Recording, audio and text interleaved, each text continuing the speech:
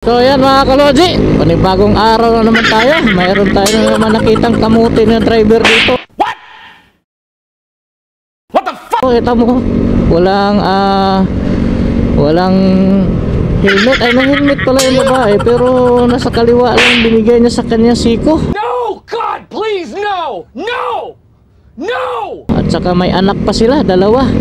Pati yung driver, wala ring helmet. Pati yung may bata pa naman. Naku po, napakadelikado po itong ginagawa nyo, sir. At wag pong ganun, sir. Wag pong ganun. Isuot nyo pa yung helmet. Magdala kayo ng helmet tapos hindi naman kayo nag-helmet. Ano pa yan? Diyos ko po. Wag po ganyan. Diyos ko po, Lord. May anak pa kayo sa gitna. Ayan, wag nyo pong gagayahin yung mga kalodje, ha?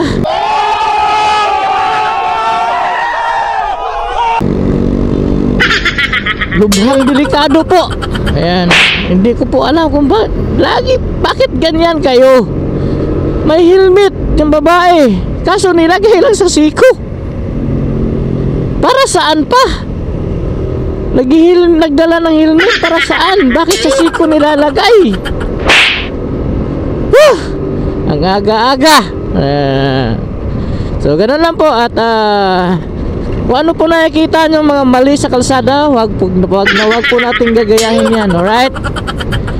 Kasi malaki na po yan sila. Alam na po nila yung tama at mali, pero bakit ginagawa pa rin nila kahit mali? Diba?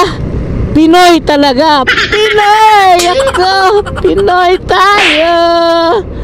So alright mga kalodji, bahala na kayo maghusga dyan. Alright?